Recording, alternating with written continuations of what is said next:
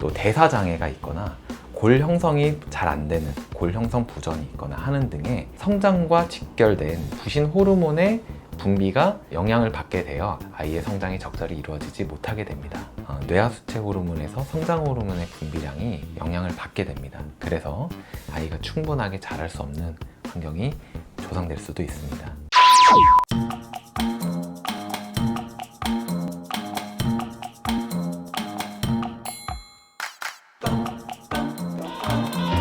사람이 자라고 성장하기 위해서는 뼈가 자라는 것도 중요하지만 내부적인 장기, 그 다음에 인대, 신경, 혈관, 근육 등 각 조직과 이런 장기들이 복합적으로 성장을 해야 합니다.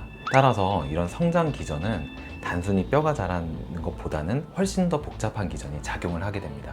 성장에 필요한 중요한 요소는 영양적인 것들, 그 다음에 충분한 휴식, 적절한 운동, 그 다음에 충분한 수면 등이 있는데요. 이런 부분은 지금 말씀하셨던 것처럼 잘 지키고 있으신 것 같아요. 그럼에도 불구하고 그러면 성장이 잘 안 되는 성장 장애가 있거나 성장 지연이 생기는 이유는 무엇일까요? 그 원인을 알아야 정확한 치료를 할 수가 있겠습니다. 우선 원인은 유전적으로 가족 내력이 있다는 거죠. 전체적인 저신장인 경우, 또 염색체에 이상이 있는 경우가 있을 수 있는데 터너 증후군이나 다운 증후군 같은 선천적인 기형이 있거나 또 대사 장애가 있거나 골 형성이 잘 안 되는 골 형성 부전이 있거나 하는 등의 유전적인 문제들이 원인이 될 수 있습니다.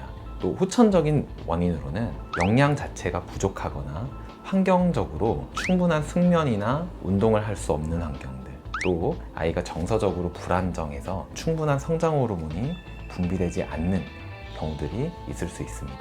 또한 단백질, 지질, 칼슘 등 이런 대사에 이상이 있거나 내분비적인 문제가 있을 수 있는데 이런 부분을 적절하게 파악하고 치료를 하셔야 아이가 잘 자랄 수 있는 환경이 갖춰지게 되겠습니다. 한의학적으로 조금 더 장부적인 말씀을 드려보자면 흔히 오장육부라고 하는 한의학의 기본적인 장부 체계가 있는데 비위, 즉 소화기관이 정상적으로 이루어지지 않는다고 하면 아무리 입으로 많은 음식을 넣어준다고 하더라도 소화기관에서 적절히 분해하고 흡수시키는 기능이 떨어지게 됩니다.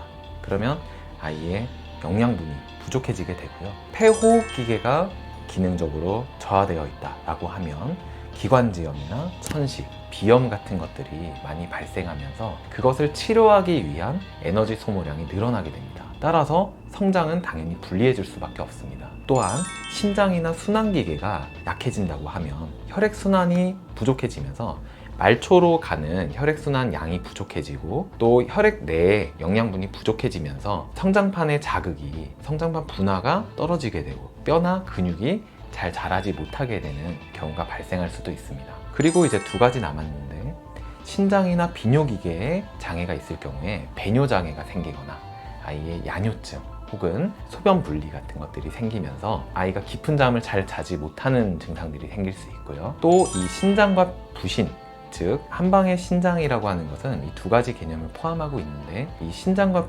부신의 기능이 떨어지게 되면 성장과 직결된 부신 호르몬의 분비가 영향을 받게 되어 아이의 성장이 적절히 이루어지지 못하게 됩니다. 마지막으로 간의 기능이 부족해지게 되면 혈액 내에 영양분이 부족해지고 아이가 감정적인 기복이 많아지면서 기력이 부족해지기 때문에 성장에 불리할 수밖에 없습니다. 이렇게 성장 치료의 핵심은 결국 성장을 방해하는 요인을 고쳐주고 바로잡아주는 것이라고 생각하기 때문에 아이가 내원했을 때 성장판 자극치료 또는 관절을 이완시켜 줄 수 있는 추나치료, 또 적절한 체질적인 한약치료, 내장기적인 문제, 질환 등을 해결해 줌으로써 아이가 정상적으로 성장할 수 있도록 만들어줍니다.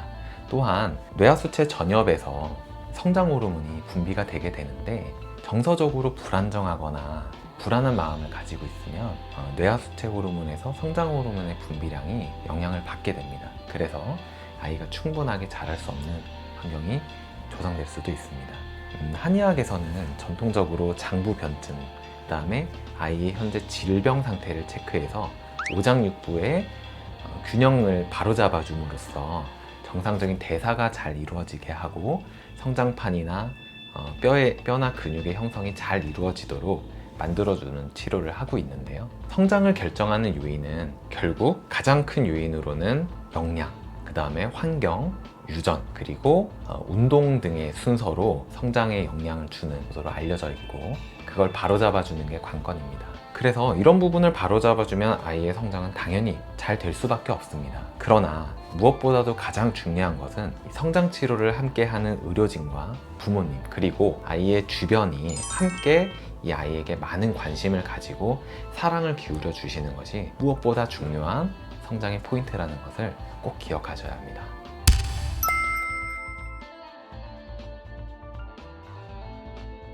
입을 벌리고 자게 되면 당연히 성장에 영향을 받을 수밖에 없습니다. 왜냐하면 당연히 이제 편도라든지 인후에 감염의 확률이 높아지게 되고요. 또 이 기도로 우리 몸은 체수분을 이 기도 호흡, 또 피부 호흡, 그 다음에 소변을 통해서 조절을 하고 있는데, 이 체수분의 소모량이 많아지고, 또 그로 인해서 이제 아까 말씀드렸듯이 비염이나 이 폐의 질환의 빈도수가 높아질 수 있고, 그로 인해서 에너지 소모량이 늘어나기 때문에 당연히 성장엔 불리해질 수밖에 없습니다.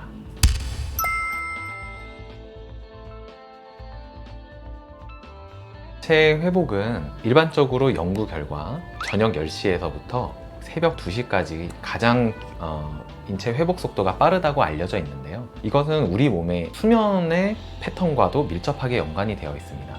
수면은 렘수면과 논렘수면이라고 하는 수면의 질의 단계로 그 수면 상태를 측정할 수가 있는데요.